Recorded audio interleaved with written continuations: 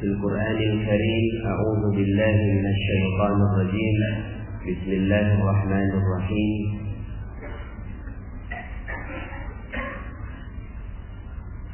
إنما أمره إذا أراد شيئا أن يقول له كن فيكون. وسبحان الذي بيده ملكوت كل شيء وإليه ترجعون. صدق الله العظيم وصدق رسوله النبي الكريم ونحن على ذلك من الشاهدين ولا حول ولا قوة إلا بالله العلي العظيم.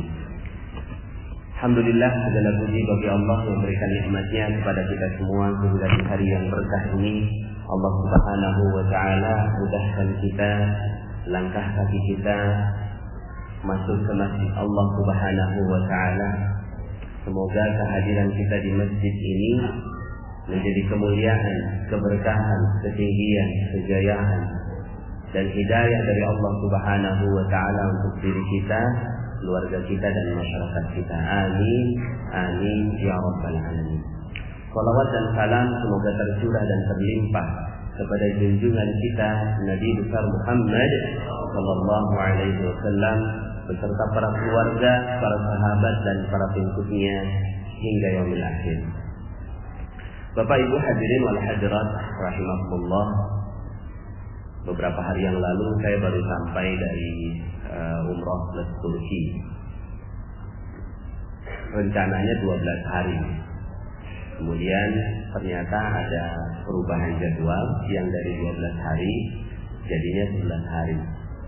Beberapa jamaah tentunya merasa amat disayangkan, ya.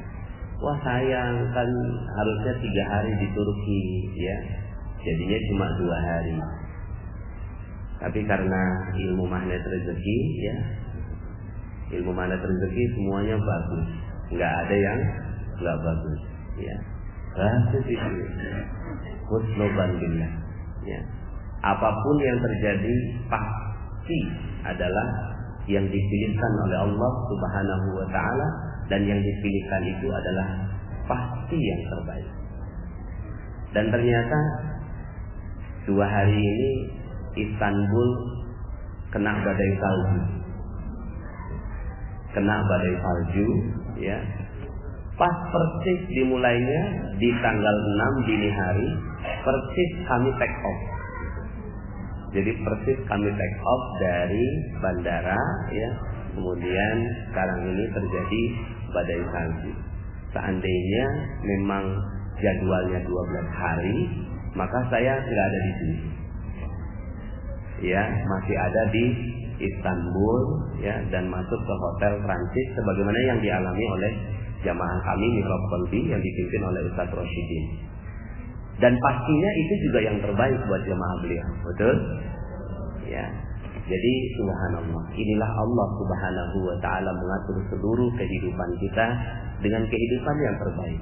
Termasuk SPNK naik 3 kali lipat. Betul ya? SPNK naik, TDL naik, BBM naik, insya Allah semuanya naik.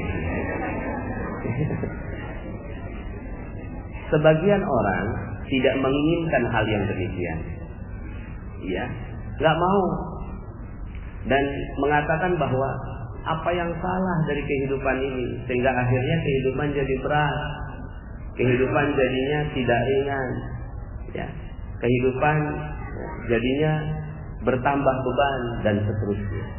Tapi kalau kacamata kita adalah kacamata Allah Subhanahu wa Ta'ala, maka hati tenang aja, ya.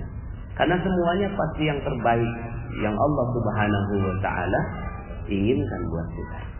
Walaupun tetap, ya, yang namanya pemimpin yang tidak adil, pemimpin yang tidak memperhatikan rakyatnya, Allah yang maha membalasnya. Cuma urusan kita tetap urusan bersyukur, ya. Urusan kita adalah urusan tetap menikmatinya di detik pertama ketika kita menerima berita, ya. Ketika pertama kali menerima berita bahwa dari 12 hari jadi 11 hari, kemudian sebagian jamaah pastinya tidak menerima, tapi kemudian ya sekarang lagi rame di grup kami ini kan baru pada pulang, masih pada istirahat, belum lepas jet lagnya, ya. Saya kemarin seharian setengah hari ngisi manasik, sekarang jalan lagi ya. Ini kepala masih ini kayaknya masih Turki aja ini. Di detik pertama ketika kita menerima segala sesuatu, maka di situ kekuatan. Di detik pertama, ketika kita mampu mengetahui di detik pertama dan mengetahui hakikat di detik pertama, maka itu adalah sebuah kekuatan seorang mukmin. Bahkan di situ adalah rahasia keajaiban. Ya. Hari ini kan kita akan belajar 7 langkah keajaiban. Ya, 7 langkah keajaiban. Ini belum diupload ya di channel ya. Ini kayaknya ya sudah sekarang aja direkam, gitu kan, terus kemudian nanti diupload di channel. Udah pada masuk channel Telegram semua kan? Alhamdulillah sudah ya. Ya. Saya pun ketika lagi namanya manusia ya, naik turun. Al-imanu yazidu wa yanqus. Iman ini naik turun. Kalau bahasa saya, kalau dalam seminar atau training, itu dia seperti kilometer. Naik turun. Ya, naik turun. Ya. Nah, ketika lagi turun, saya dengerin Telegram saya. Ya. Dengerin, Masya Allah, naik lagi. Betul ya Bu ya? Lagi ngepel, lagi nyapu, lagi masak, biasanya ibu-ibu laporannya gitu ya. Nah Bapak Ibu yang dirahmati Allah, suatu ketika ada seorang sahabat wanita yang beliau ini kehilangan suaminya. Beliau kehilangan suaminya, meninggal dunia, dikuburkan. Ketika dikuburkan, kemudian ya yang menguburkan bersama dengan mereka adalah Rasulullah Shallallahu Alaihi Wasallam. Ya.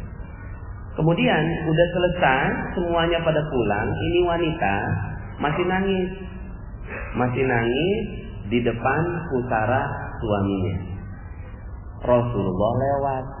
Ya. Kemudian Rasulullah bilang gini, singkat. Ya. Yang sabar. Udah gitu doang, Rasulullah nggak ngomong apa-apa, cuma insaf. Kemudian ini wanita nggak tahu kalau ini yang ngomong Rasulullah. Kemudian akhirnya dia bilang gini, kamu tidak tahu apa yang kurasakan. Biasa begitu ya. Kalau kita lagi mengalami hal yang tidak sederhana, terus kemudian ada yang nasihati kita, kok tahu banget kamu ya.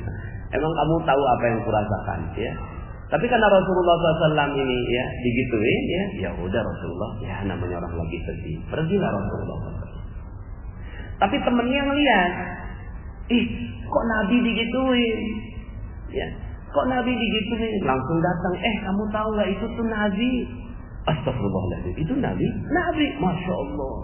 Yang dukanya langsung hilang sekejap ya, karena kecintaan mereka terhadap Rasulullah melebihi segalanya, maka sedihnya ya pas dibilang itu Nabi langsung hilang. Ya. Langsung lari ke rumahnya Rasulullah SAW minta maaf. Ya Rasulullah, saya minta maaf. Ya nggak apa-apa kata Rasulullah.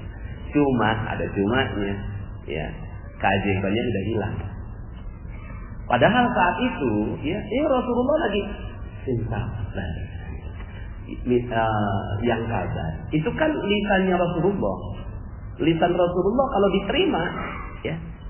Pas misalnya kalau dia tahu lah itu dari Rasulullah SAW yang sabar, kemudian diterima dengan baik, di situ ada keajaiban. Cuma dia nggak terima, ya kamu tidak tahu apa yang kurasakan. Ketika ditolak seperti ini, maka keajaiban yang besar langsung hilang. Ya. Keajaiban yang besar itu langsung hilang karena dia tolak. Nah pas dia tolak begitu, ya sudah nggak ada keajaiban. Ya. Makanya kata Rasulullah SAW setelah itu mengatakan as-sabru inda sosmatil ula. Sabar itu ditumbuhkan pertama. Ya, yang namanya sabar itu ya bukan ditumbuhkan pertama, bukan ditumbuhkan keberapa kesekian, tapi ditumbuhkan pertama ketika kita terjadi berita handphone hilang. Ya. Pas handphone hilang, aduh, gimana nih? Panik ya. Setelah itu ingat materi mana rezeki. Astagfirullah. Setelah sekian lama baru kemudian dia sadar, ya. Ya nggak apa-apa sih, udah bagus, tapi keajaiban yang besarnya sudah hilang. Jadi kapan terjadinya keajaiban yang sangat-sangat besar itu kesempatannya? Itu bukan pertama. Pas handphone hilang, oke.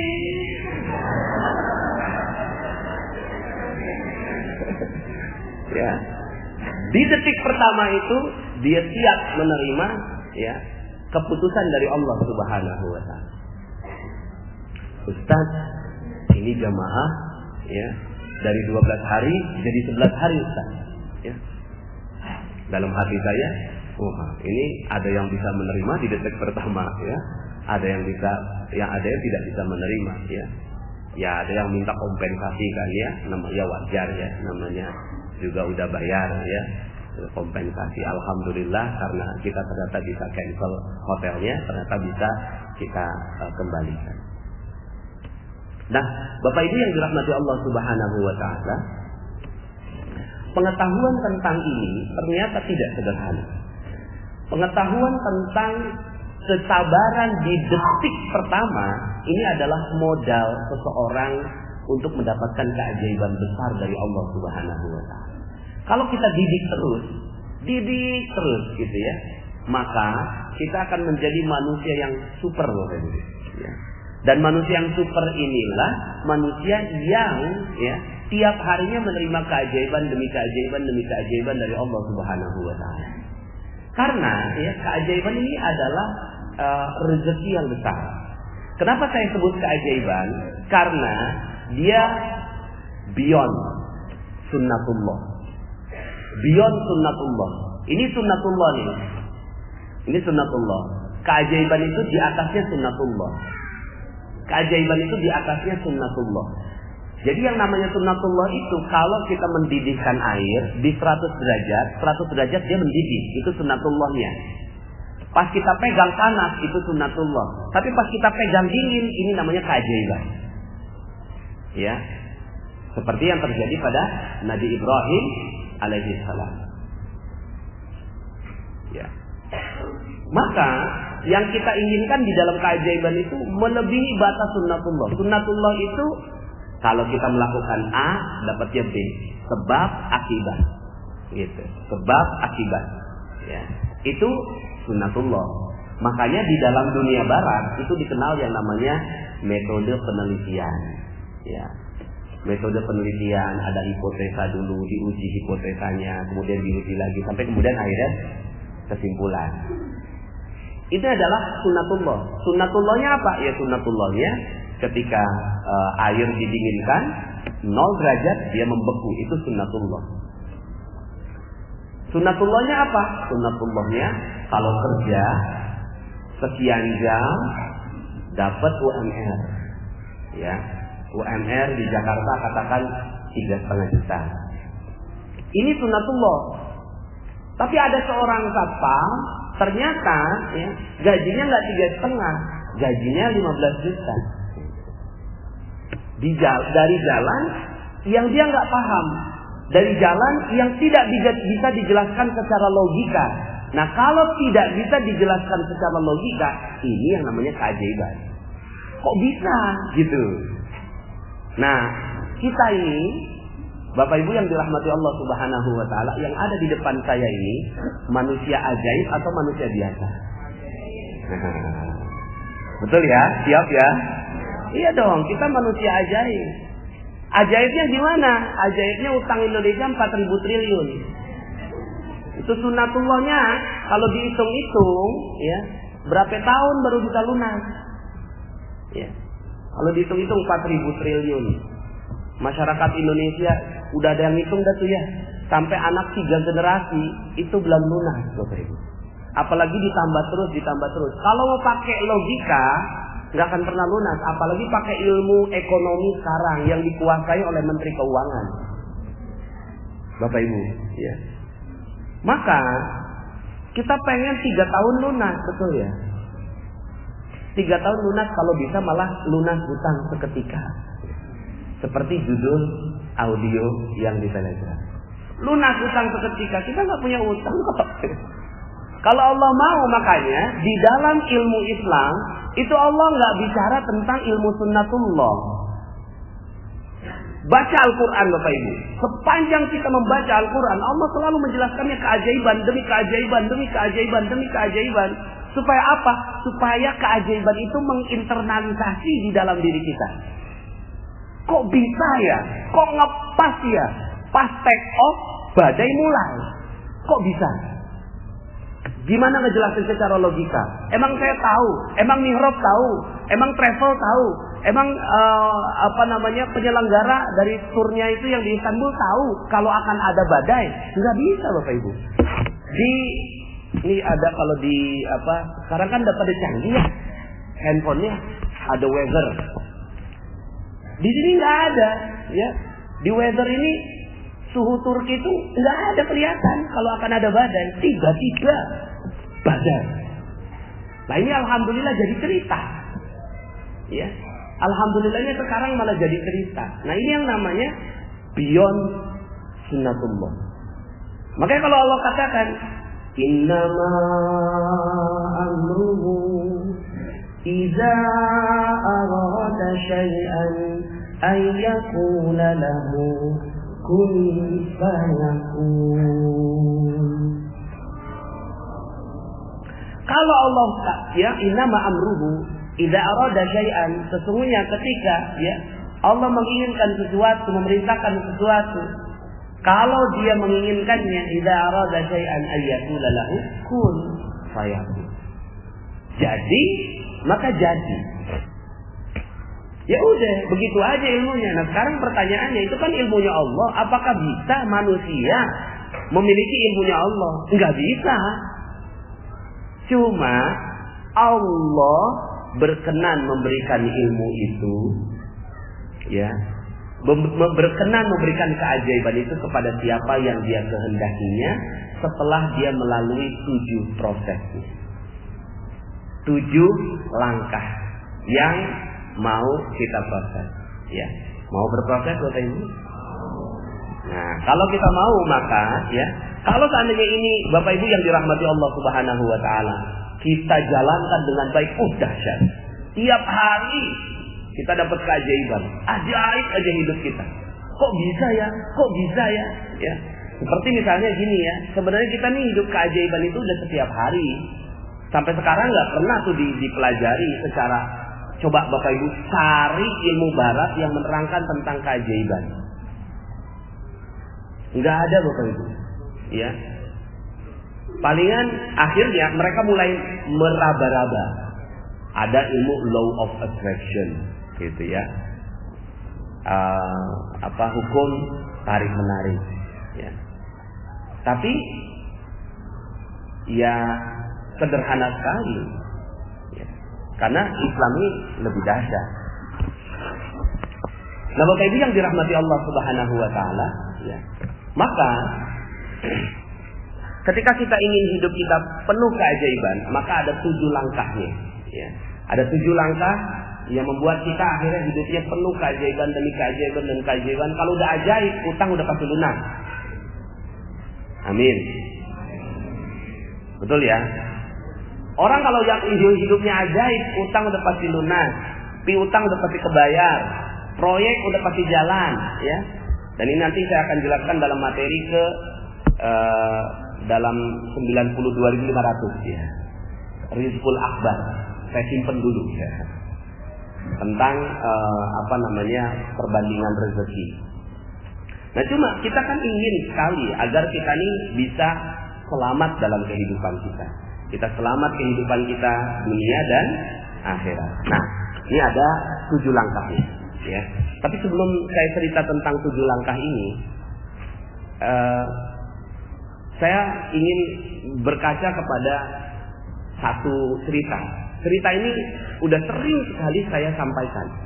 Sampai kalau ada yang teman-teman mihrab nih kayak Ustaz Dadang, Ustaz Yahya nih kayaknya Ustaz Ali, saya sampaikan ceritanya udah bosen. Itulah yang diceritain sama Ustaz. Sebenarnya ceritanya ya menurut saya sih dahsyat ya. dan di luar batas logika. Gimana bisa dijelaskan secara logika? Udah nggak bisa, ya. Nggak bisa dijelaskan secara logika. Nah, cuma akhirnya dari kisah itu tahapan 7 langkahnya clear. Saya melihatnya loh, ini 7 langkahnya clear sekali nih, ya. Nah, kita bisa belajar dari kisah ini. Dan ternyata semua yang memiliki langkah keajaiban itu semua langkahnya persis sama, 7 langkah ini, ya. Ini kisah tentang seorang nenek. Kalau dalam materinya channel Telegram itu ada di materi detox rezeki. Ini nenek setiap harinya minta-minta, setiap hari minta-minta. Ya, saking profesional dalam meminta-minta, dia tahu lokasi basah dan lokasi kering dalam meminta-minta. Lokasi basah ternyata bukan hanya di perempatan, tapi ya kalau ada ustadz ceramah tentang sedekah, itu basah. Gimana nggak basah ya? Jamaah lagi didoktrin agar bersedekah, lah dia jadi alat praktikumnya. Akhirnya ya dia datang ke pengajiannya Ustadz Yusuf Mansur. Ya udah, Ustadz Yusuf Mansur kan ngomonginnya sedekah terus. Ya. Akhirnya Bapak Ibu dia datang ke TPI dulu. Setiap hari Selasa, Rabu, subuh lagi, ya. Itu nggak gampang pengajian subuh itu. Tapi dia datang Bapak Ibu, ya. Selasa, Rabu di TPI. Datang dia. Tapi bukan buat ngaji, buat minta-minta. Ya udah panen, ya. Semua jamaah lagi didoktrin, dia sebagai alat praktikum. Akhirnya ketahuan sama jamaah. Pas ketahuan dipanggil sama Ustadz Yusuf Mansur. Nenek datang pengen minta-minta. Enggak Ustadz, jangan bohong. Semua orang pada laporan kayak gitu. Enggak Ustadz. Gini aja deh. Kalau besok nenek datang pengen minta-minta, saya usir ya. Tapi kalau besok datang pengen ngaji, silakan dah. Siap Ustadz. Akhirnya tuh si nenek besoknya datang lagi. Cuma ya udah berubah niat. Yang tadinya mau minta-minta, sekarang ngaji. Dan dia akhirnya ngaji tuh. Ngaji. Sampai satu hari. Ada Ustadz Yusuf Mansur, ada tuh si nenek, ada saya. Nah si nenek ini ngoceh aja depan Ustadz Yusuf Mansur, gitu ya. Nggak tahu orang yang diocehin orang sibuk. Ya. Kemudian kata Ustadz Yusuf Mansur, udah nih, gak usah banyak ngomong, gue mau kasih duit. Yang tadinya dia ngoceh, gue mau kasih duit. Langsung dia. Ya. 250.000, tapi bukan buat nenek semua.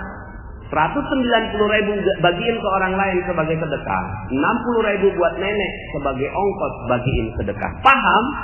Enggak paham Ustaz. Mungkin dijelasnya kecepatan dan dia shock. Mau dikasih uang. Karena kan selama dia ngaji, dia nggak dapat penghasilan toh dari majelis itu, gitu ya. Tahu-tahu Ustaz mau ngaji 250.000 aja ini. Shock dia. Ya. Akhirnya karena dia paham, enggak paham Ustaz. Ngomong ke saya Ustadz Yusuf Mansur, nah terusin nah, gue banyak urusan. Siap Ustaz. Mungkin tadi dijelasinnya terlalu cepat. Akhirnya saya jelasin pelan-pelan. Ustadz Yusuf Mansur mau ngasih duit 250.000, betul kan Ustaz? Gak ada Ustaz. Loh kan katanya dia yang mau ngasih. Kan katanya saya mau ngasih duit 250.000. Lah kan saya tagih dong. Ustaz, saya udah jelasin 250.000. Gak ada Ustaznya. Akhirnya saya mengerti sendiri Bapak Ibu sebagai murid ya. Oh maksudnya ini terusin bukan cuma terusin jelasin. Terusin kasihin duitnya gitu ya. Saya dijebak tapi dijebak yang baik gitu ya. Keluarlah dompet saya ada duit 300.000. Nenek, duit 300.000. Tapi bukan buat nenek semua. 240.000 bagiin ke orang lain sebagai sedekah, 60.000 buat nenek sebagai ongkos bagiin sedekah. Paham? Paham Ustaz. Cepet banget pahamnya. Karena orang kalau dijelasin ada duit itu cepet paham. Kalau nggak ada duitnya abstrak. Ya. Paham Ustaz. Ya, akhirnya 2 minggu kemudian saya ketemu si nenek lagi. Nangis tuh si nenek. Subhanallah Ustaz, alhamdulillah Ustaz. Ada apa nih? Coba cerita. Iya tuh Ustaz, duitnya udah saya tukerin duit-duit kecil, 2.000, 5.000, 10.000. Tapi karena temennya banyak peminta-minta, akhirnya cepet habis. Ya, sampai kemudian setelah habis, ada 3 orang yang datang. Nek, bagi sedekah kok saya nggak kebagian? Ya, udah habis, jangan bohong dong Nek. Ya, akhirnya karena didesak gitu, ya keluarlah bagian dia. Bagian dia berapa? Apal banget urusan duit mah.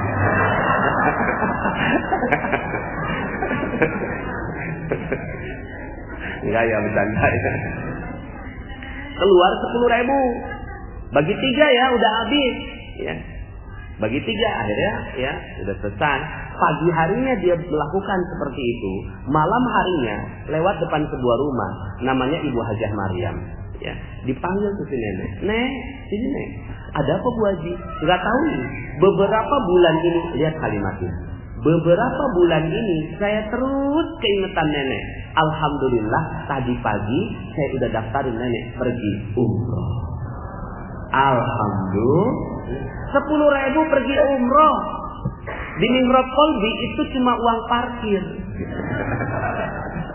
Ya, 10.000. Tapi ini subhanallah, sekarang pertanyaannya Bapak Ibu, ini masuk logika atau masuk keajaiban? Itu maksud saya. Ini beyond sunnatullah namanya. Yang namanya sunnatullah, orang mau pergi umroh, bagaimana caranya? Ngumpulin uang, ya kan? Kemudian doa, terus kemudian masukin ke rekening, pelan-pelan dikumpulin, bekerja keras, ya terus sampai akhirnya uangnya cukup. Berapa sih uangnya pergi? 25 juta. Oh ya udah, kalau dia ngumpulin 1 juta tiap bulan, 25 bulan dia pergi. Ini namanya sunnatullah.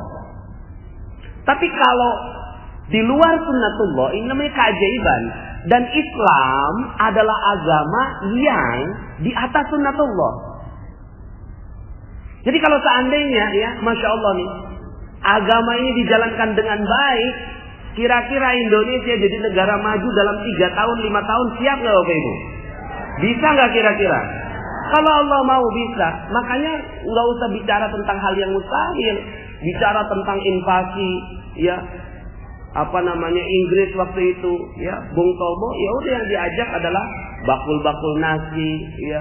Kemudian pekerja-pekerja kasar, buru-buru, ya tukang-tukang beca, ayo semuanya bangkit. Dia nggak ngajak orang-orang yang nggak paham keajaiban.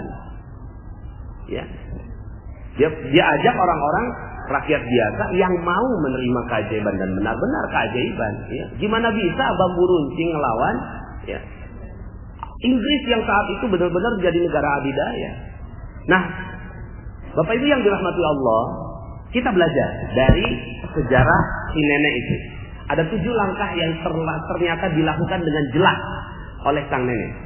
1, langkah pertama, ya, langkah pertama si nenek berperisai. Ya, si nenek berperisai. Ya, berperisai. Jadi ini langkah pertama sebuah keajaiban. Sebuah keajaiban terjadi. Ini Allah yang atur udah semua. Berperisai. Berperisai itu maksudnya rezeki itu datangnya seperti air bah. Rezeki itu datangnya seperti air bah.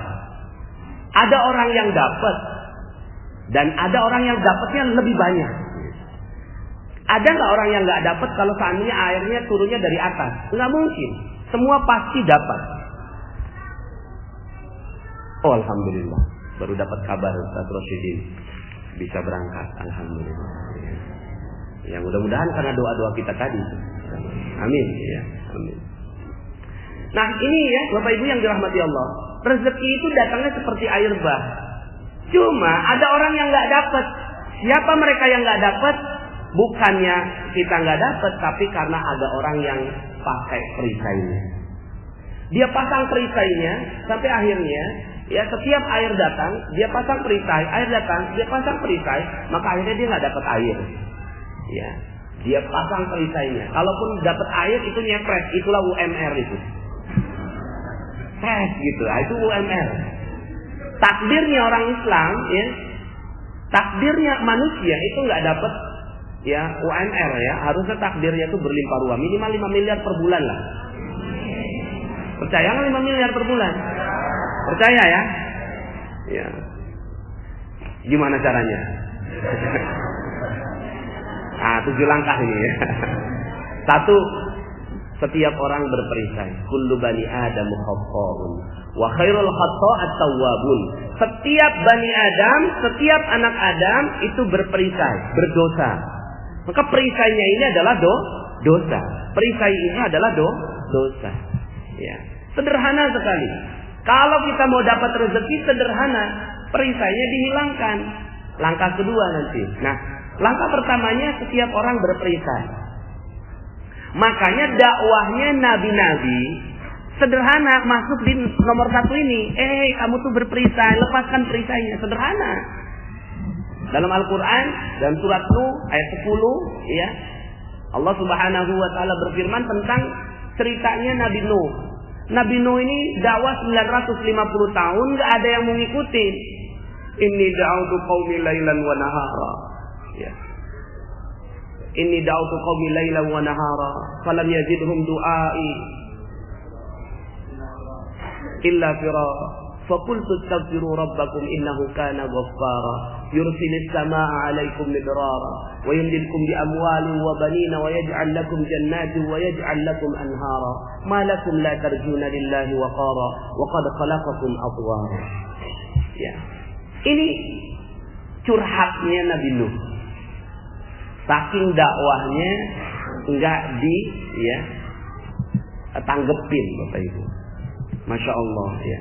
Ini Masya Allah, kita bersyukur sekali ini pengajian banyak kayak gini nih. Nabi Nuh ngaji nggak ada, yang datang gajah gitu. Siapa monyet gitu. Ya kan, di kitanya begitu ya. Masya Allah ya. Apa sih yang didakwahkan? Emang kamu ngomong apa, kata Allah tuh ya? Emang kamu ngomong apa sampai orang nggak mau ngikutin dakwah kamu? Aku ngomongnya gini ya Allah. Faqultu astaghfiru rabbakum. Aku minta mereka untuk minta ampun kepada Allah, kepada Rabb kalian. Innahu kana ghaffara. Sesungguhnya Allah Maha Pengampun. Kalau udah kayak gitu terus kamu janjiin apa, kata Allah? Aku janjinya gini ya Allah. Yursilis samaa'a 'alaikum midrara. Akan ditambahkan, diturunkan rezeki yang berlimpah dari air, ya, hujan yang lebat turun ke bawah, ya. Wa yumdidkum bi amwalin wa banin, dan akan ditambahkan harta. Nabi Nuh itu tidak mengatakan wa yumdidkum bil khairat, tidak. Wa yumdidkum bi amwal. Akan ditambahkan harta-harta. Wa banin, dan anak, mungkin anak biologis, anak keturunan, anak perusahaan, anak cabang, ya kan? Anak kucing. Wa yumdidkum bi amwalin wa banin wa yaj'al lakum jannatin, dan akan diberikan kepada kalian kebun-kebun. Wa yaj'al lakum anhara, kebun itu kalian enggak sirami, siapa yang sirami? Allah yang akan siramin pakai sungai-sungainya. Masya Allah. Itu yang dijanjikan. Ya. Ya kata Allah, ya benar dakwahnya udah. Dakwahnya udah benar. Ya. Tapi masalah hidayah ya urusan Allah. Ya. Maka dakwahnya Nabi Nuh agar minta supaya perisainya dihilangkan. Nah, perisainya sang nenek itu minta-minta. Dia minta-minta, setiap hari minta-minta. Nah, cuma yang namanya orang berperisai enggak sadar kalau dia berperisai. Namanya orang berdosa, dia kadang enggak sadar kalau dia berdosa, padahal itu dosa. Nah, makanya kita kalau mau ajaib, mulai dari sekarang coba teliti tentang dosa-dosa kita. Jangan sampai ada yang kita pikir bukan dosa, tapi malah itu yang menyebabkan keajaiban tidak terjadi pada kehidupan kita. Nah, si nenek ini bersyukur karena tahapan kedua dilalui, yaitu menyadari akan perisainya. Jadi menyadari perisai, yang satu, tahapan satunya berperisai. Tahapan keduanya menyadari akan perisainya. Nah, cuma dalam prosesnya si nenek ini, dia dibantu oleh Allah Subhanahu wa Ta'ala dengan jamaah yang ngelapor. Ada jamaah yang ngelapor, gitu ya, ke ustaz. Ustaz manggil tuh si nenek, ngomelin, gitu ya. Nah, dalam tahapan ini ada dua jenis orang. Satu, yang mau terima kalau dia dilaporin. Yang mau terima kalau dia punya salah. Yang mau terima kalau dia punya dosa. Atau golongan yang kedua, dia nggak terima. Nggak terima kalau dia ya ditegur. Nggak terima kalau dia dikasih tahu. Nggak terima kalau dia gitu ya berbuat dosa. Lah ini yang namanya ya cover bahasa Inggris. Cover. Kalau ada buku ya, lah ini kalau ada tisu, lah ini covernya. Tahu cover ya? Cover. Penutupnya. Ya kafir kalau bahasa Arabnya. Jadi sudah jadi bahasa Inggris. Cover. Cover itu apa? Tertutupi. Nah, orang-orang yang tertutupi akhirnya baru langkah kedua aja udah nggak dapat keajaiban. Dia nggak mau terima. Tapi sang nenek ini alhamdulillah mau terima. Jadi kalau seandainya nih ibarat flow chart gitu ya. Tahapan pertama berperisai. Yang kedua ditegur sama orang lain dan dia mau menerima perisainya, maka dia lanjut yang ketiga. Kalau nggak mau menerima, turun ke bawah lagi. Ya.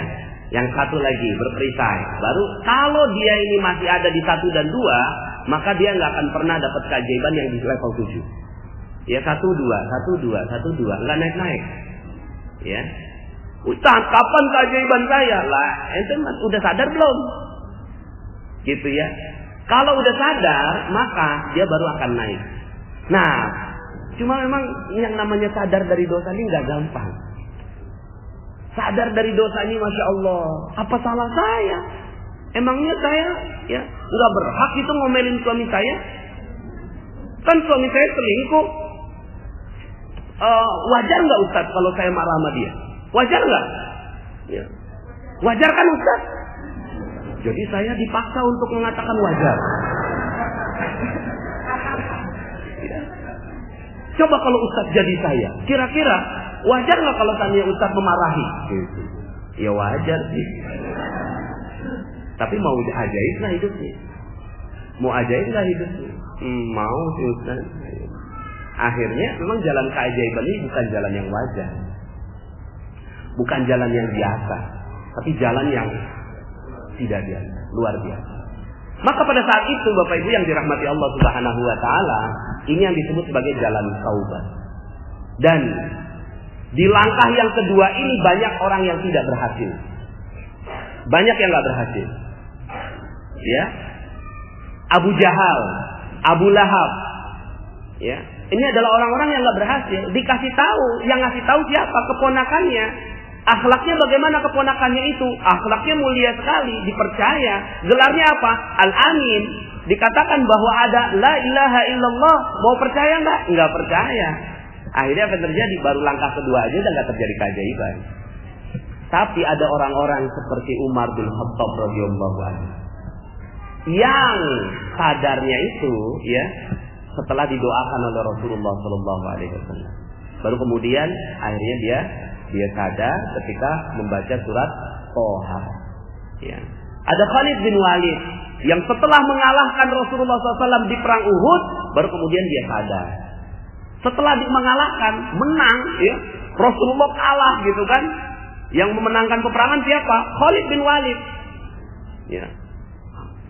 Mestinya dapat lencana kepahlawanan dari kafir Quraisy, tapi setelah itu guncang dadanya. Kok setelah saya memenangkan peperangan ini, setelah saya memenangkan Rasulullah, hati saya nggak puas. Ada apa dalam hati saya? Akhirnya dia bertanya. Pas dia bertanya, akhirnya dia sadar, Masya Allah, sadar akan kesalahannya. Nah, ya, makanya dalam materi magnet rezeki di Telegram itu sudah 34 audio. Itu banyak yang kita sampaikan tentang perisai-perisai. Betul ya Bapak Ibu ya? Perisai-perisai. Salah satu perisainya adalah kata. Ya, kata aja jadi perisai. Karena kata adalah doa. Jangankan kata, pikiran aja doa, maka kata-kata ini doa.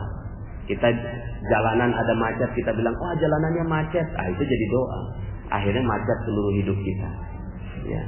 Macet rezekinya, macet jodohnya, macet kebahagiaannya, macet, segalanya macet. Terus gimana dong? Ganti dengan apa? Penuh. Ya. Nah, ini perisai. Jadi sadar dulu perisainya. Kalau udah sadar, oh iya. Nah, ketika oh iyanya ini, dia mau melangkah yang ketiga. Yang ketiga adalah, nah ini yang gak gampang. Ya, langkah ketiga ini gak gampang Bapak Ibu. Tapi kalau dia mau masuk, ya, ke langkah yang ketiga ini, maka dia akan siap menerima. Tapi ini baru langkah ketiga. Padahal keajaiban itu di nomor 7. Nabi Yunus alaihissalam nggak mau nerima. Saya nabi, tugas saya nyampaikan wahyu, tapi ini semuanya pada nggak mau denger. Ya udah aku tinggalin aja, tinggalin. Dan dia nggak ngerasa itu dosa. Dia nggak ngerasa itu sebagai sebuah perisa. Ditinggalin, pas ditinggalin apa yang terjadi? Yang terjadi Allah paksa dia masuk ke yang ketiga. Apa itu yang ketiga? Masuk goa keajaiban.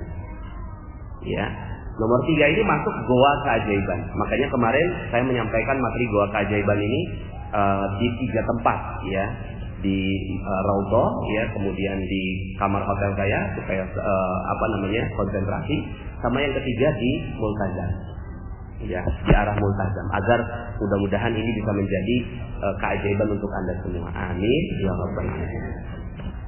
Nomor 3 ini merendahkan diri. Merendahkan diri serendah-rendahnya masuk ke dalam goa. Ya.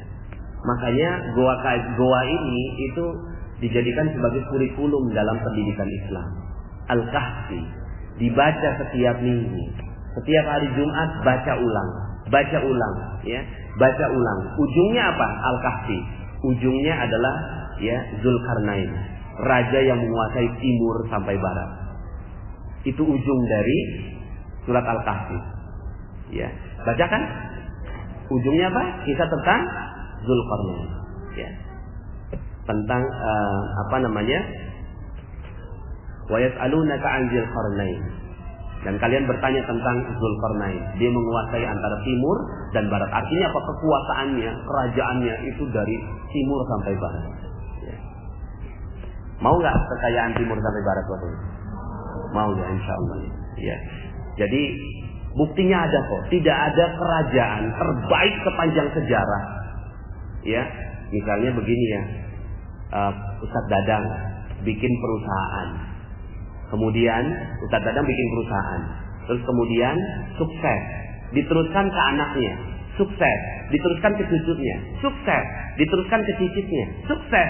Diteruskan ke canggahnya. Sukses. Diteruskan ke apa setelah canggah? Terus sampai 36 generasi. Perusahaannya berkembang dan menguasai seluruh dunia. Kira-kira Ustadz Dadang hebat nggak? Hebat apa super hebat? Super hebat apa super maha dahsyat hebatnya? Bapak Ibu, itulah kerajaan Turki Utsmani. Kerajaan Turki Utsmani, seorang raja namanya Utsman, ya. Saya lupa binnya siapa, di atasnya bin Sulaimani. Utsman bin, ya, ini nama Turki. Kemudian di atasnya nama Islam, Sulaimani, gitu ya. Kemudian dia punya 36 generasi yang semuanya jadi sultan dan menguasai seluruh dunia. Ya, tidak ada kerajaan sebesar itu selain Ottoman, berkuasa 600 tahun. Gitu. Dan kerajaan siapa? Kerajaan Islam. Ya. Maka mungkin nggak setiap orang dari sini jadi satu Utsman. Mungkin nggak Bapak Ibu? Mungkin. Yang penting kita mau merendahkan diri. Kuncinya masuk ke dalam goa. Kuncinya nomor 3, masuk ke dalam goa. Nah, si nenek ini goanya apa? Goanya ngaji. Yang pertama, dia minta-minta. Yang kedua, ditegur. Coba kalau seandainya dia nggak mau melalui yang ketiga, Bapak Ibu, apa yang terjadi? Dia tersinggung. Pas ditegur sama Ustadz Yusuf Mansur, nenek minta-minta. Enggak, Ustaz. Besok kalau mau ngaji silakan, tapi kalau mau minta-minta silakan pergi. Kalau ada gengsi di sini, nggak merendahkan diri, apa yang terjadi? Si nenek ini akan bilang, emangnya cuma lu doang tempat yang bisa bikin gue kaya? Masih banyak tempat yang bisa gue mintain. Begitu ya. Seandainya, ya. Tapi Masya Allah, ini si nenek mau lolos dari yang ketiga. Akhirnya dia merendahkan dirinya dan masuk ke dalam goa. Goanya apa? Goanya ngaji. Akhirnya dia ngaji. Lah ini goa kita, Masya Allah. Ini orang-orang yang nggak mau merendahkan diri, nggak mungkin masuk sini. Orang-orang yang nggak mau, yang meminta ilmu kepada Allah Subhanahu Wa Taala nggak mau masuk sini. Ya. Saya bisa kok dapat ilmu dari yang lainnya. Saya bisa kok. Sekarang kan online, saya bisa googling, apapun bisa googling sekarang. Ya. Maka Kalau Anda masuk ke sini, Masya Allah, mudah-mudahan ini udah masuk nomor 3. Amin.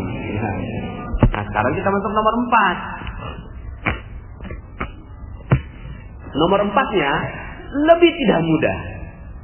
Setelah udah masuk rendah diri, ya, rendah hati. Jadi pertama tuh rendah hati dulu. Rendah hati dulu. Setiap kita berhadapan dengan orang tuh rendah hati. Kita bukan siapa-siapa. Aduh, siapa sih kita? Masya Allah, tulang cuma dibungkus sama kulit aja. Ya. Terus kemudian kalau mati ya cuma bercampur tanah. Ya. Kemudian makan ulet. Itu aja kok kita ini. Makanya apa sih yang kita bisa sombongin kepada orang lain? Makanya rendah hati. Setelah itu rendah diri. Rendah dirinya di hadapan siapa? Di hadapan Allah. Di hadapan Allah rendah diri. Maka setiap sholat gitu ya, itu kita rendah diri kita ya. Nah ini pembahasannya, silakan dengerin Gua Keajaiban dan materi-materi yang lainnya. Nomor yang keempat, menghadapi detoksifikasi. Menghadapi detoksifikasi. Si nenek itu apa iya setelah dia ngaji terus kemudian merasa nyaman Bapak Ibu? Enggak. Gimana nyaman? Rezekinya hilang. Rezekinya hilang pada saat itu. Yang biasanya dia dapat katakanlah ratusan ribu dari pengajian itu, tiba-tiba karena dia mau menuruti ustaz, ya, dia duduk di sana ngaji, ya, pedih itu pasti. Betul nggak? Jadi bukan dikata ringan, ya. Jangan dikata ringan, pedih itu. Ya Allah, ngeliatin orang, aduh. Itu sebenarnya tuh ya, mungkin bisa lah dia 50.000. Yang ini 20.000 kayaknya. Tapi dia nggak bisa minta. Ya. Nah, kita sama semuanya. Ketika kita mengalami hal yang mungkin kita punya banyak utang, si utang nggak kebayar, proyek nggak berjalan dengan baik, kemudian kok ya hidup nggak harmonis, suami istri, keluarga, ya, bermasalah dengan tetangga, ya, terus kemudian pekerjaan kita nggak selesai-selesai, dipecat dari perusahaan. Coba lihat, mungkin ada perisai kita. Setelah itu, ya, minta ampun kepada Allah, sadari perisainya. Yang ketiga, masuk ke dalam goa, terus aja masuk dalam goa aja terus, ya. Lalu setelah itu di dalam goa, ya, apakah langsung selesai? Tidak, ya. Di dalam goa itu nggak dapat rezeki. Siap nggak dapat rezeki? Halo? Siap ya? Detoksifikasi. Ya, detoksifikasi. Ya. Tapi sebenarnya proses detoksifikasi ini adalah proses yang bagus. Ya, makanya saya paling suka memang dalam materi Magnet Rezeki ini Paradox of Candy, itu yang paling saya suka. Ya, Paradox of Candy ini adalah keanehan kita bersikap terhadap bungkus permen atau permennya. Kalau saya punya, ya mungkin ada yang belum dengar. Kalau ada saya punya di kantong celana saya permen, kantong celana nih ya. Pas saya udah agak lengket-lengket gitu pas keluar, loh kok nggak ada bungkusnya? Ya. Saya kasih, ada yang mau terima? Nggak mau terima. Ya, padahal saya ikhlas loh. Ya. Tapi saya pas ngelihat ke kiri, ya, ngerogoh ke kantong kiri, loh kok masih ada? Dan masih ada bungkusnya. Pas saya buka, loh masih ada bungkusnya nih, ya. Ada yang mau nggak? Kira-kira mau? Permen masih ada bungkusnya? Mau. Pas makan di depan saya, persis di depan saya, bungkusnya diapain? Dibuang. Saya tersinggung lah. Saya sebagai pembeli permen tersinggung dong, ya. Kan tadi saya kasih, ya, tanpa bungkus. Anda tinggal lep aja, nggak usah pakai capek-capek ngebuka bungkusnya. Ya. Tapi pas saya kasihin bungkusnya dibuang juga. Sebenarnya Anda maunya apa sih? Sebenarnya yang kita mau rezeki, yang kita mau isi, yang mau kita mau ini air, Bapak Ibu.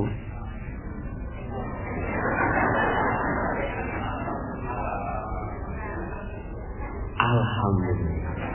Tapi apakah mungkin Ustadz Dadang ngasih saya, Ustadz perlu minum? Iya. Coba dongakan mulutnya. Apa mungkin seperti itu? Nggak mungkin. Maka Ustadz Dadang kasihin tempat yang bagus. Sudahlah pakai ini lagi. Nggak butuh saja. Nggak butuh ya.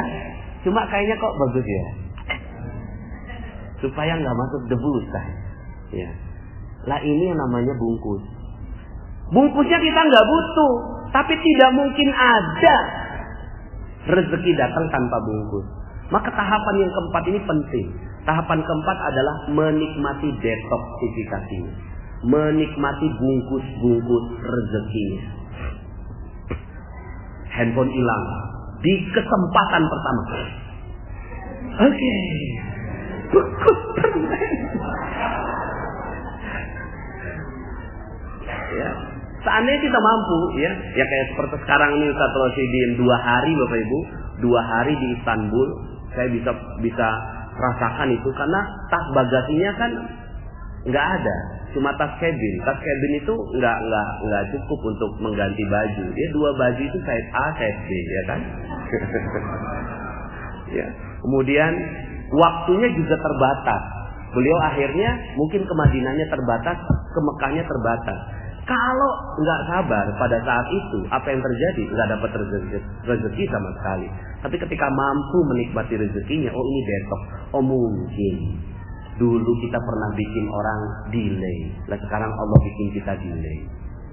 Oh mungkin ya dulu saya pernah bikin orang tertahan uangnya sama kita, lah sekarang Allah bikin kita tertahan. Oke deh, saya terima apapun yang Allah inginkan untuk saya. Kalau ini yang terjadi, maka sudah. Jadi nikmati aja detoxnya. Jadi Indonesia ini lagi ngalami detox Bapak Ibu. Ya, lagi ngalami detox. Subhanallah, ya.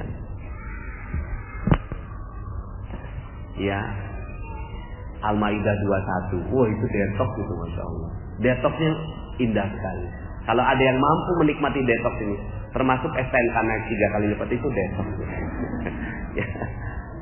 Nah si ibu ini ya, si nenek ini detoxnya apa? Detoxnya adalah dia nggak dapat rezeki pada saat dia dalam gua. Maka siap-siap kalau kita mau dapetin keajaiban, masuk gua dan nggak dapat rezeki. Mungkin saat itu dihina orang. Mungkin saat itu ya kita ya hilang kemuliaan kita sama sekali. Harga diri hilang. Mobil mungkin harus dijual. Rumah mungkin harus dijual. Istri mungkin dipulangkan ke rumah orang tuanya. Ya. Ya. Mungkin mertua akhirnya ya ngejelek-jelekin. Mungkin kita dilaporkan polisi. Mungkin kita dimasukkan ke dalam penjara. Mungkin ya kita ditinggalkan oleh semua orang. Mungkin kita sedang mendapatkan penyakit yang akhirnya semua orang nggak mau deketin kita. Lepra, TBC. Ya. Seperti yang terjadi pada Nabi Ayub. Mungkin, lah ini semuanya mengalami detox. Nah cuma kan kita nggak siap. Kita maunya apa? Hidupnya seperti sinetron. Indah, naik terus ya. Ya. Nah maka kalau seandainya kita mau melalui yang nomor 4 ini, Masya Allah. Nomor 3 aja nggak gampang. Nomor 4 lebih dalam lagi. Makanya Syekh Abdul Qadir Jailani pernah beliau mengatakan begini, aku lalui jalan sholat dan aku rasakan betapa panjang jalan sholat itu. Dan karena aku ya bukan orang yang sempurna, maka aku belum bisa menemui Allah dengan jalan sholat. Lalu aku tempuh jalan puasa, berpayah-payah puasa, tapi ternyata karena ketidaksempurnaan aku, maka aku tidak menemui Allah melalui jalan puasa. Lalu aku tempuh jalan sedekah. Karena ketidaksempurnaanku, maka aku merasa jalan sedekah ini panjang luar biasa. Dan aku belum bertemu Allah. Lalu Allah berikan kepada aku kenikmatan jalan penghinaan dari orang lain. Dan aku rasakan betapa dekat jalan itu menuju Allah. Dia dihina orang, dibilang orang gila. Ya. Dan ya udah hina. Seperti juga dalam kisah tentang seorang sufi wanita yang sangat-sangat terkenal. Namanya Robi'ah Al-Adawiyah. Hina sekali, rendah sekali. Tapi kemudian dalam kehinaannya itu, dia berinteraksi dengan Allah Subhanahu wa Ta'ala. Rasulullah SAW ya, dihina 3,5 tahun masuk goa. Setelah masuk goa, keluar ya, dihina selama 13 tahun. Dan ini ada proses detoxnya. Detox untuk mendapatkan keajaiban. Karena permata, berlian itu memang ditempa dengan berbagai macam musibah, ujian, panas, sampai kemudian akhirnya jadi berlian yang indah. Tapi struktur kimianya antara pensil ya, tengah-tengahnya itu ada karbonnya. Pensil kalau dipatahin gampang nggak Bapak Ibu? Kira-kira satu tangan bisa patahin? Coba sekarang patahin berlian Bapak Ibu. Bisa patahin berlian? Nggak bisa. Karena berlian telah melalui proses detoksnya. Sementara karbon dia tidak melalui proses detoks. Ya. Nah sekarang pertanyaannya, Anda mau jadi orang yang seperti apa? Jenis karbon atau jenis diamond? Diamond insyaallah. Nomor 5, ya. Nomor 5 nih. Nomor 5 diberi isi permen tapi isi yang kecil gitu. Diberi ujian.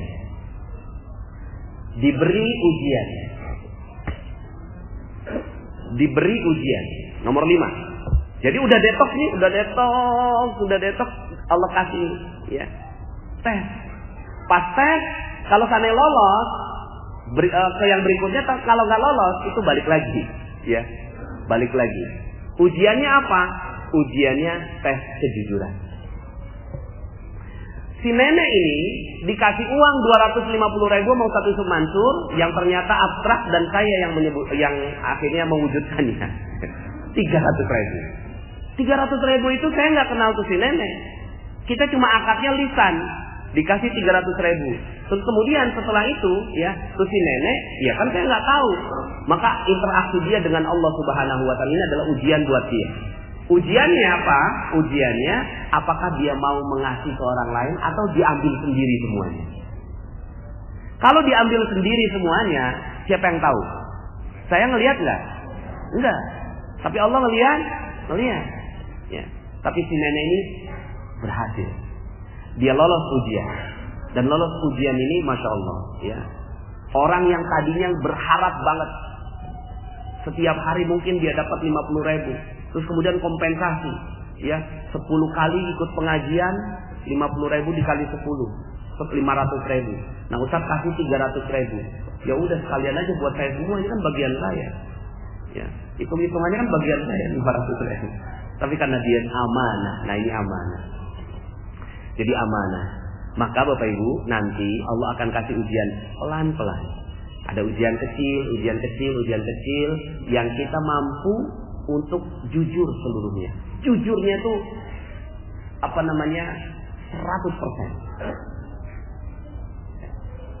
Inna sidqa yahdi ilal birr. Sesungguhnya kejujuran itu mengajak kepada kebaikan. Wa innal birra yahdi ilal jannah. Sesungguhnya kebaikan ini mengarahkan kepada surga. Nah, Bapak Ibu yang dirahmati Allah, maka nomor 5 ini enggak sederhana. Nomor 5 ini kita akan menghadapi mungkin proyek yang akhirnya kita pas lagi mau ngerjain, tiba-tiba susu anak harus diprioritaskan. Terus kemudian kita bilang, mungkin ada yang bisa kita ambil sedikit, orang kan nggak lihat, ya. Terus kemudian kita kasih ke susu anak. Maka langsung tuh yang tadinya nomor 5 balik lagi ke nomor 1. Ya. Yang tadi udah mau dapat keajaiban nih, nomor 5 nih, ya. Balik lagi ke nomor 1. Gitu. Terus kemudian mungkin pas kita jalan nemuin dompet. Subhanallah, dompet. Pas dibuka isinya persis nilai yang kita butuhkan. Terus kemudian kita lihat KTP-nya. Dalam hati, siapa tahu nih dia mau ngasih hadiah buat saya. Maka datang deh ke rumah orangnya. Ini udah jujur bukan? Jujur. Tapi tidak memenuhi syarat untuk naik level ke nomor 6. Datang ke sana tuh. Pas datang ke sana, terus kemudian dikasih, ya. Terus pas sudah dikasih, ya. Dikembalikan dompetnya. Ini nih saya mau kasihin hadiah buat kamu. Maaf. Saya nggak pantas kayaknya untuk menerimanya. Tolong. Saya lagi proses detox. Udah dengar channel Telegram kan? Pergi aja langsung. Kenapa? Karena itu ujian. Ujian berharap pada manusia. Ujian berharap pada manusia. Dan ini bagus sebenarnya, ini cuma daftar isi sebenarnya. Ya, karena ujiannya banyak sekali, ya. Ujiannya banyak sekali. Karena gini Bapak Ibu, ada dua jenis cleaning service. Ada dua jenis cleaning service. Cleaning service A, ya. Cleaning service A ini, ya, itu dia dipanggil sama staff. Mas, sini mas. Ada apa Bu? Tolong dong beliin gado-gado. Sebentar ya Bu. Saya ngepel dulu. Pas udah selesai ngepel, ya mana Bu uangnya? Tapi sebelum saya terima uangnya, Ibu tahu kan kalau job desk saya itu kan ngepel. Ngebeliin gado-gado itu kan bukan job desk saya. Jadi Ibu paham kan apa yang saya maksud? Kira-kira Anda ngedengar kalimat kayak gitu, dia berharap dapat tips gitu loh. Tapi diingetin, jangan sampai lupa tips saya. Kira-kira ngedengar yang kayak gitu nih, ya. Anda sebenarnya pengen nggak ngasih tips buat dia? Enggak, itu dia. Ini kita baru dari manusia ke manusia, udah nggak mau. Tapi ada cleaning service jenis B. Mas, sini mas. Ada apa Bu? Tolong dong beliin gado-gado. Siap Bu. Mau yang pedasnya level berapa? 0 sampai 10. Langsung dia cepat beliin, balik ya. Bu, ini yang karetnya 1 level sekian, karetnya 2 level sekian, karetnya 3 level sekian. Lah ini silakan. Mas, bentar mas. Saya mau kasih tips. Aduh, maaf Bu, jangan Bu. Tolong Bu, jangan.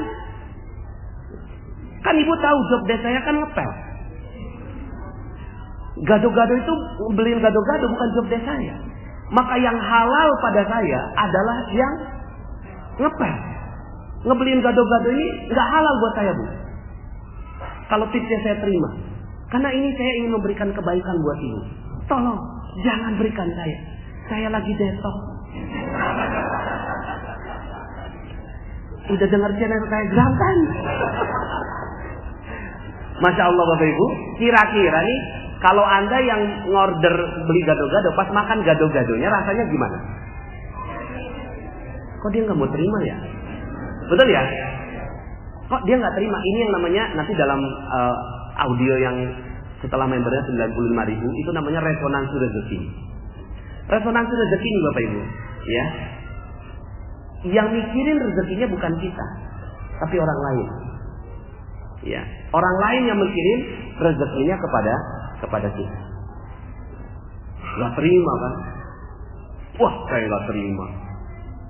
Kamu pernah nggak minta beliin gado-gado sama si A? Pernah. Dia nerima nggak uang tipsnya? Enggak. Bener-bener ya. Kamu juga? Iya. Wah, kita nggak terima. Lapor bos. Bos, kita mau lapor. Kenapa? Itu cleaning service itu tuh. Masa dia nggak mau terima tips? Loh, saya juga. Kata si bosnya. Terus apa yang kalian inginkan? Kita nggak terima bos. Jangan sampai dia cuma jadi cleaning service di sini. Jadiin staff bos. Akhirnya yang mikirin untuk jadi staff siapa? Orang lain. Akhirnya naik nih.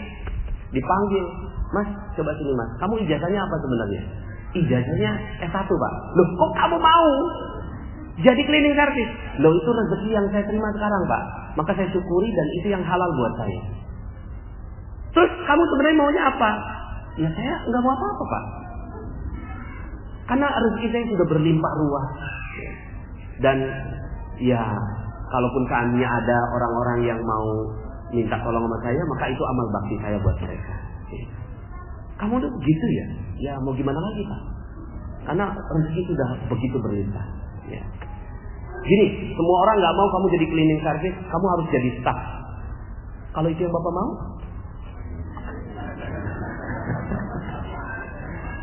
Akhirnya ini naik lagi, dan ini bukan kisah rekaan Bapak Ibu. Ini kisahnya Pak Hotman Z. Arifin almarhum. Beliau adalah seorang yang jadi cleaning service di Citibank dan menjadi vice president di perusahaan yang sama. Ternyata ketika ditanya rahasianya, dia melalui level 5 berhasil gitu ya, dan level 6 berhasil. Level 6-nya apa? Level 6-nya ya, dia memuliakan dan membahagiakan orang lain. Nomor 6 ini terumbu karang. Nomor 6 ini terumbu karang. Jadi ya, kalau ada yang sudah pernah mendengarkan materi terumbu karang juga materi favorit saya. Ya, terumbu karang adalah materi favorit saya. Jadi Allah titip rezeki. Ya, Allah titip rezeki kepada hewan, Allah titip rezekinya. Ya, nggak mungkin Allah kasih rezeki langsung kepada jerapah di pucuk-pucuk pohon, kepada monyet di pohon pisang, kepada ikan di terumbu karang. Maka kalau ditanya, hei ikan, di mana rezeki kamu? Di mana Allah titip rezeki kamu? Langsung dia jawab, di terumbu karang. Gitu. Hei jerapah, di mana rezeki kamu dititip sama Allah? Di pucuk-pucuk pohon. Ya. Kemudian kira-kira nih, coba ajak si ikan. Hei ikan, yuk kita hancurkan. Ya, terumbu karang. Ya nggak mau. Itu kan rezeki saya. Akhirnya emang tidak ada ikan yang menghancurkan terumbu karang, jerapah yang menghancurkan pucuk pohon, ya, nggak ada yang mau. Tapi, ya, manusia ketika ditanya, saya sebelum menyampaikan materi ini saya survei dulu ke banyak masjid, ke banyak orang yang saya tanya, kira-kira menurut kamu di mana dititip rezeki manusia? Nggak ada yang bisa jawab loh. Di mana dititip rezeki manusia? Nggak ada yang bisa jawab. Ada yang jawabnya di mana-mana, saking di mana-mananya nggak fokus, nggak dapat.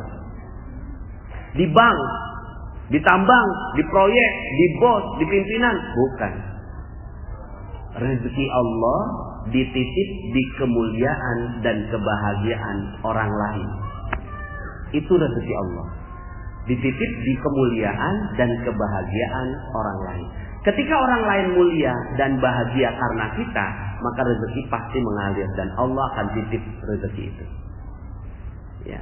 Nah sekarang pertanyaannya, kalau tadi tuh ya, ikan kan nggak ngancurin terumbu karang, monyet nggak ngancurin pohon pisang, tapi ada nggak manusia yang menyakiti perasaan manusia lain? Kenapa coba? Karena dia nggak tahu di situ letak rezekinya. Kalau dia tahu di situ letak rezekinya, mau nggak dia sakiti orang, Bapak Ibu? Mau nggak dia sakiti hati istri? Mau nggak istri nyakiti hati suami? Mau nggak gitu ya kita nyakiti hati perasaannya bencong? Ya saya seringkalinya saya tarik ke yang sangat drastis Bapak Ibu. Misalnya kita lagi naik mobil, kemudian di sebelah kiri kita itu jam 12 malam Ustaz Dadang, diketok-ketok. Pas kita lihat bencong di Taman Lawang. Tok-tok-tok, abang. Kira-kira di kepala kita, ya, kita ngomongnya gimana? Ya, ahli neraka, kaumnya Nabi Lut. Ya. Itu lagi merah tuh lampunya. Ya Allah, cepetan hijau. Itu langsung habis rezekinya. Bisa nggak kalau seandainya pas kita ngelihat si bencong ini kita muliakan dan bahagiakan dia, ya? Udahlah nggak ngorder, ya kan? Nggak negor, ya kan? Ini ngancurin dengan doa yang nggak baik di kepala kita. Bisa nggak kita muliakan dan bahagiakan dia? Gimana caranya muliakan dan bahagiakan bencong? Ya Allah, segerakan ya Allah, dia menemukan jalan taubatnya. Aku doakan agar dia segera mendapatkan jalan taubat sebelum dia meninggal dunia. Ya Allah, muliakan dia, rahmati dia, berkahi dia, jayakan dia, berikan rezeki yang halal barokah selain dari apa yang sekarang dia lakukan. Ini sambil megangnya kencang Bapak Ibu itu petirnya. Ya. Pas hijau, gitu. Ya. Tapi selamat itu ya. Nah, nomor 6 ini Bapak Ibu adalah ujian terhadap manusia. Jadi yang nomor 5 ujian kejujuran, nomor 6 ujian manusia. Ada kalanya ketika kita lagi mau dapetin keajaiban, itu ada orang-orang yang datang pada kita, nyebelin, terus kemudian kita sakiti hatinya. Maka nomor 6 turun lagi, gitu. Turun, jatuh lagi, gitu ya, turun. Ya. Nah, keajaiban itu terjadi di nomor 7. Keajaiban itu terjadi di nomor 7. Jadi setelah kita udah ngakui perisai kita, ya, jadi kita berperisai, ngakui perisai kita, ya, kemudian mengalami, ya, merendahkan diri, masuk ke dalam goa, menghadapi detoksnya, dan kita nikmati detoks itu dengan baik, ya, hilang handphone, ya kita bilang alhamdulillah, terima kasih ya Allah, sebentar lagi istrinya datang, gitu ya. Rumah kebakaran, alhamdulillah, ya. Anak meninggal dunia, ya. Kita sering kalinya ngomongnya innalillah, tapi innalillahnya intonasinya yang tidak tepat. Padahal innalillah itu dibaca sama dengan alhamdulillah. Sama. Jiwanya sama dengan alhamdulillah. Anak meninggal dunia, alhamdulillah. Cuma bacanya innalillah. Gitu. Ya. Kalau sekarang kan anak meninggal dunia, innalillah. Ya. Seakan-akan nggak terima. Ada jeruk nipisnya, ya. Tahu ada jeruk nipis ya? Tapi kalau innalillah wa inna ilaihi raji'un, sawat gitu loh. Ya, namanya juga udah meninggal dunia. Mau gimana lagi, nggak bisa dikembalikan, ya. Nah, Bapak Ibu yang dirahmati Allah, maka nomor 7, puncak keajaiban itu terjadi. Kun fayakun Allah terjadi. Cuma yang namanya kun fayakun itu nggak usah ditungguin. Setelah kita melalui yang nomor 6 tuh, ya Allah, saya kan udah melalui yang nomor 6. Mana nih keajaiban? Keajaiban itu ya ujuk-ujuk gitu loh. Tiba-tiba datangnya, dilalah tiba-tiba ada langsung datang. Tring gitu loh, ya. Subhanallah, ya. Baru setelah itu kita pikir, oh karena kita sudah melalui prosesnya, maka Allah memberikan keajaiban buat kita. Jadi ini 7 langkahnya, ya. Jadi 7 langkah yang kalau kita jalankan dengan baik, ya. Dan sebenarnya ya di antara 7 langkah ini, ya, materi-materinya mana rezeki itu saling mendukung satu sama lain untuk memudahkan. Nah, ini untuk membuat rangkaian ceritanya, ya. Jadi rangkaian ceritanya, ya, setelah kita menyadari akan dosa-dosa kita. Kalau itu lolos, naik ke atas lagi, lolos, naik ke atas lagi. Tapi sambilan misalnya katakanlah sepanjang perjalanan kita, ya, kita muliakan dan bahagiakan orang lain aja. Terumbu karang aja dijagain, masya Allah, ya. Kemarin itu saya agak terpacu ketika membaca review ekonomi Indonesia. Kemudian dikatakan ketika ditanya kepada Pak Yusuf Kalla, bagaimana ekonomi Indonesia tahun 2017? Pak Yusuf Kalla jawabnya gini, Bapak Ibu. Satu-satunya yang pasti di tahun 2017, satu-satunya yang pasti adalah ketidakpastian. Itu jawaban Pak Yusuf Kalla. Coba browsing Bapak Ibu, ya. Review ekonomi 2017 ketidakpastian Yusuf Kalla. Itu pasti keluar itu beritanya, Bapak Ibu, ya. Loh, saya dalam hati saya terpacu malah jadi akhirnya. Masya Allah, wakil presiden kita, pemimpin kita jawabnya begitu. Padahal kalau seandainya kita tahu ilmu magnet rezeki, jawabannya sederhana. Bagaimana ekonomi tahun 2017? Dahsyat! Luar biasa. Coba saya tanya balik ke wartawannya. Menurut kamu berapa orang jumlah orang Indonesia? 300 juta orang. Lah, kalau 300 juta orang ini saling memuliakan dan membahagiakan satu sama lain, ya, saling memuliakan dan membahagiakan satu, udahlah fokus saja bahagiakan orang lain, bahagiakan orang lain. Wong rezeki dititip, kemuliaan kebahagiaan orang lain. Menurut kamu tahun 2017 akan jadi hari yang apa? Tahun yang bagaimana? Tahun yang sukses, Pak Yusuf Kalla. Nah itu makanya dahsyat kan? Ya. Kalau saya yang menghayal, saya yang ditanya sama wartawan. Amin ya Rabbal alamin. Nah, Bapak Ibu yang dirahmati Allah, sebelum kita tanya kepada ekonomi Indonesia, tanya ekonomi kita sekarang. Pertanyaannya, bagaimana ekonomi kita di tahun 2017?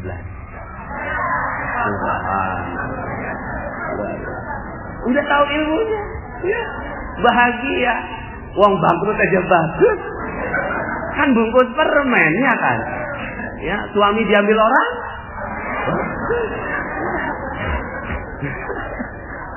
ya, istri diambil orang bagus, ya, dan seterusnya. Semuanya bungkus permen kok. Hal-hal yang nggak enak di seluruh kehidupan kita cuma bungkus permen, di baliknya ada isinya. Yang penting kita melalui prosesnya dengan baik, ya sudah, ya Bismillah, Insya Allah. Maka ujung dari semua cita-cita para sahabat itu pasti happy ending, Bapak Ibu. Happy ending semuanya. Nabi Yusuf setelah masuk gua happy ending jadi raja. Ya, Nabi Musa setelah melalui Fir'aun di belah lautan muncul negara Palestina, ya. Kemudian Nabi Yunus setelah ditelan di dalam laut, kemudian setelah paus, kemudian beliau berdakwah kembali, ya. Rasulullah SAW, ya, ini adalah kabar positifnya, ya. Umat Islam menyebar di seluruh dunia. Cuma ada satu nabi, Bapak Ibu, yang happy endingnya itu ditahan, ya. Nabi Isa alaihissalam. Nabi Isa alaihissalam itu belum happy ending, Bapak Ibu, ya. Kenapa? Karena Allah angkat beliau, wa ma qataluhu wa ma salabuhu walakin subbiha lahum. Dia tidak dibunuh, tidak disalib, ya, tapi dia disamarkan dengan wajah orang yang di sekitarnya, lalu kemudian dia disalib. Allah mengangkat Nabi Isa, sekarang masih ada beliau di sisi Allah Subhanahu wa taala. Happy endingnya kapan? Nanti di ujung zaman beliau diturunkan lagi. Intinya, ya, sekarang goanya lama sekali Nabi Isa ini. Goa keajaiban yang nanti keajaibannya memang dahsyat sekali di ujungnya. Ya sudah, bismillah, happy ending sebagaimana hidupnya Bapak Ibu semua yang happy ending. Amin ya rabbal alamin. Baik, mungkin ada waktu kurang lebih 10 menit, ya. Kalau ada yang ingin ditanyakan, falyatafaddal mashkuran.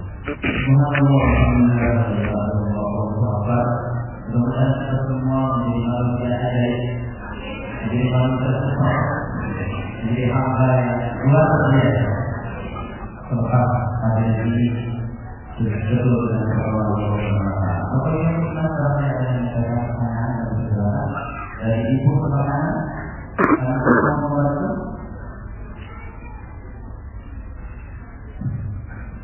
Udah belum? Ada mic belum?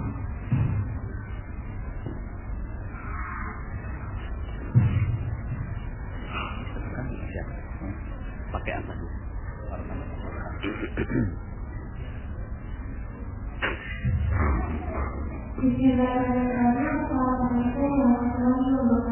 Waalaikumsalam warahmatullah. Sebelumnya, saya ditanyakan, adakah laki-laki itu dua kebaikan, misalnya singkong. Nah, itu gimana caranya kita memperbaikinya? Kadang-kadang kita berbaikinya, mau ingkar sama Allah. Tapi kalau dibandingnya, itu juga tidak memperbaikinya. Takutnya kan itu namanya ya. Nah, itu gimana cara kita memperbaiki kita supaya amalan singkong kita ini jadi pahala di wilayah Allah, supaya masalahnya itu Assalamualaikum. Ya, yang jelas ini, setiap amalan yang ditujukan agar dipuji orang itu tidak menimbulkan keajaiban. Rezeki hilang. Jadi ketika kita bersedekah, terus kemudian kita senang orang lain memuji kita, lihat dong saya ya. Maka ya udah, kita nggak dapat imbalannya, nggak dapat imbalan yang setimpal dari Allah Subhanahu wa taala. Dan Allah senang kok kita minta imbalan, Allah senang. Ya, Allah senang sekali minta imbalan. Apa kita minta imbalan kepada Allah Subhanahu wa taala. Cuma mintanya ke Allah gitu ya. Pas sedekah, pas itu langsung coba luruskan niat. Ya Allah, kalau seandainya ini yang terjadi, maka habis gitu ya. Enggak dapat apa-apa saya ini gitu ya. Maka pahami itu dulu. Pahami tentang ilmu rezeki dan keajaiban, bahwa segala yang ditujukan untuk Allah maka akan dibalas oleh Allah Subhanahu wa taala. Segala yang ditujukan buat manusia akhirnya dibalas oleh manusia. Kira-kira manusia itu bisa balas apa buat kita? Enggak ada. Mereka enggak bisa balas apa-apa. Maka ya memang betul-betul kita mengobati riya itu ada dua. Satu, ilmu. Jadi tambahkan ilmunya. Semakin ilmunya nambah, insya Allah keikhlasannya itu akan muncul. Yang kedua, kebiasaan. Jadi memang mungkin awalnya ikhlasnya 1, tapi ulangi lagi mungkin nambah jadi 2, ulangi lagi nambah jadi 3, ulangi lagi nambah jadi 4 dan seterusnya. Sama seperti anak kita ketika awal mula gambar. Ketika awal mula menggambar, dia tunjukin kemana-mana. Tapi makin lama orang liatin gambarnya, malu, jangan diliatin dulu, ya kan? Jangan dilihat dan seterusnya. Nah, sama dengan kita. Awalnya mungkin keikhlasannya cuma satu, tapi makin lama makin naik. Jadi dua, satu ilmu, yang kedua pembiasaan. Itu aja, gitu ya. Nggak ada yang lain. Ya, ilmunya apa? Ilmunya adalah ketika kita, ya ilmunya sih semua ilmu agama itu akan menambah keikhlasan. Semua ilmu agama, ya, akan menambah keikhlasan. Ya, tinggal kita pahami bahwa dia ada orang yang bilang gini, Ustaz, saya pondok kenapa males ya, gitu ya. Saya jawabnya gini, terusin aja malesnya. Terusin aja malesnya. Palingan cuma dampaknya aja nanti hidup kamunya nggak akan pernah ada keajaiban, rezeki kamu seret gitu kan, habis ditipu orang gitu. Saya ituin gitu ya. Oh gitu ya Ustaz. Ya udah makanya jangan malas gitu. Akhirnya karena kita nggak tahu dampaknya. Kenapa kita sedekah? Iya, karena kita nggak tahu dampaknya. Coba tahu dampaknya. Ketika tahu dampaknya, masya Allah, ya. Ketika kita tahu dampaknya, maka kita nggak mau. Makanya itu ilmu, ya. Tambahin lagi ilmunya mudah-mudahan dengan materi magnet rezeki bertambahlah keilmuan kita kepada Allah Subhanahu Wa Taala.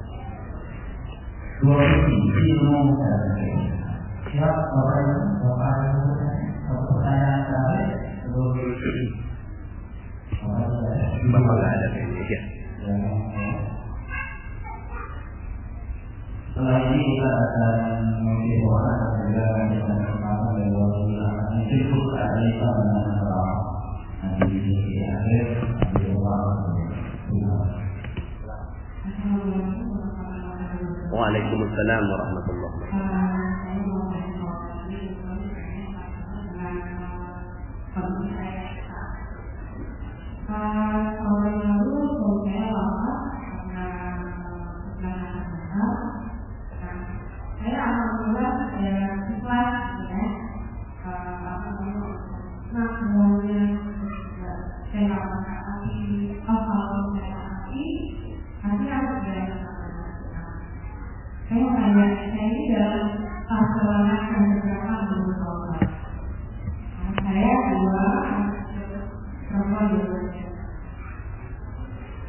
Ya, baik. Pastinya yang mengetahui ibu udah di langkah keberapa adalah ibu sendiri dengan Allah. Ya, yang jelas apapun kejadiannya, ya. Anak umur berapa sekarang? 7 tahun. Ya. Yang pasti, apa sisi positif yang kita bisa lihat? Sisi positifnya adalah anak ibu adalah anak yang dekat dengan Rasulullah SAW. Itu yang paling dekat. Kenapa? Anak yatim ini mulia sekali. Anak yatim ini salah satu sumber rezeki. Rezeki kan sekali lagi ya bukan cuma uang, ya. Tapi ya rezeki ini masya Allah ya, rezeki ini salah satu rezeki terbesar, makanya rizqul akbar itu surga, itu rizqul akbar. Ya. Nah anak ini dekat sama Rasulullah SAW. Ya. Maka salah satu sisi positifnya, karena yang namanya mati, namanya meninggal dunia, ya, kullu nafsin dha'iqatul maut. Setiap yang berjiwa pasti merasakan mati, dan tergantung kematiannya, ya, kita nggak tahu, ya, karena apa, sebab apa. Nah, sisi positif yang kita bisa lihat adalah jagain anak ini sampai mereka besar. Anda jagain, ya. Tergantung Anda menjaganya sendiri atau kalau ada jodoh lain, ya. Maka Allah berikan yang terbaik buat Anda, ya. Yang jelas anaknya, fokusnya ke anaknya. Anaknya ini jagain. Lihat tatap mata mereka setiap malam dan bersyukur kepada Allah. Ya Allah subhanallah, saya dititipin anak yatim, ya. Dititipin anak yatim, maka ya Allah ya Rahman, ya. Sebagaimana nabimu, Rasulmu adalah yatim, maka muliakan kami karena kami ini menjaga anak yatim, ya. Nah, kalau itu yang terjadi, ya, maka ya itu sudah masuk di nomor 3, nomor 4, ya kan? Nomor 3, nomor 4, nomor 5 juga diberi ujian, ya. Nah, kalau ya nomor 6-nya adalah Anda menikmati dan memuliakan mereka. Fokus saja muliakan mereka, fokus saja muliakan, bahagiakan mereka, ya. Ini adalah amal soleh yang Allah Subhanahu Wa Taala titipkan untuk Anda. Setiap orang punya amal soleh berbeda-beda.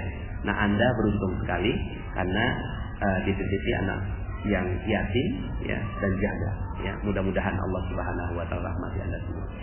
Nah, setelah itu ya udah, enggak usah terlalu ya keajaiban itu ya ujuk-ujuk aja ya. Tiba-tiba aja ya. Saya yakin lah kalau memang Anda bersyukur menikmati ujiannya, menikmati hidup ini dengan ikhlas, benar-benar ikhlas tanpa ada jeruk nipis gitu ya. Itu pasti keajaibannya berlimpah ruah pada Anda ya, insyaallah. Baik, terima kasih Bapak Ibu karena sudah 5 menit lagi menuju zuhur ya. Boleh nggak kita Asmaul Husna? Ada Asmaul Husna nggak? Ustaz Ali, ada Asmaul Husna. Kita baca Asmaul Husna ya di akhir dari kajian kita ya.